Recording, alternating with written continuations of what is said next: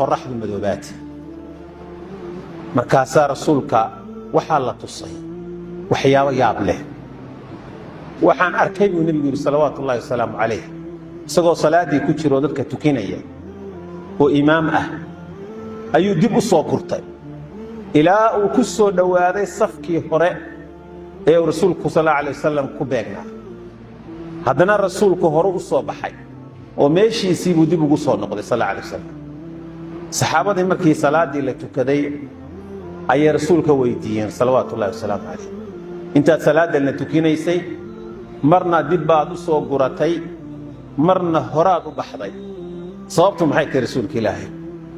wuxuu nabigu sallallahu alayhi wasallam markaad arkaysan in hore u socday jannadii baa la i tusay muuqaalka qurux badan oo ka wanaagsan weligay ma arag. midhaha meesha ku yaala iyo barwaaqada ilaahay dhigay subxaanahu wa ta'aala hal xabbo oo kamid ah ummadoo dhan adduunka ku filnaan lahayd dii la keeni lahaa xabbo tufaax oo kamid ah midhaheeda oo kale maalan.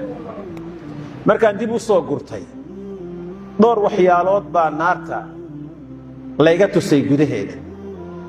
waxaa ka mid ah waxyaabihii uu nebigu xusay hadda waqti ma hayno ma wada sheegi karnee qodobkaan u jeedaa waxay tahay waxaan arkay nin tuug ahaa oo xujayda xadi jiray markay xajka yimaadaan ninkiiyo uurku jirtiisii iyo calooshii inta ilaahay ka soo riday naarta gudaheedii ay saa u jiitamayso oo isaga iyo calooshiisii uurku jirtii cadaabku ku socdaan arkay nabiga sallallahu alayhi wasallam.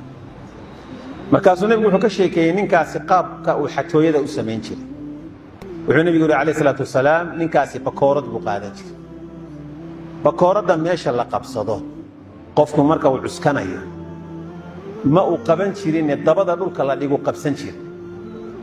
dadka xujayda ee xajka xaramka u yimaada iyo mashaacirta xajka ayuu soo dhexmari jiray.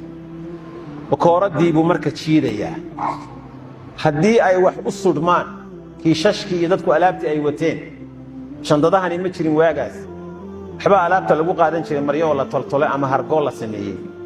haddii ay u gasho afka qalloocan ee bakooradda oo aan cidi dhaadin ama kii wax lahaa aanu arkin wuu iskala tegi jiro waa qaadan jiray.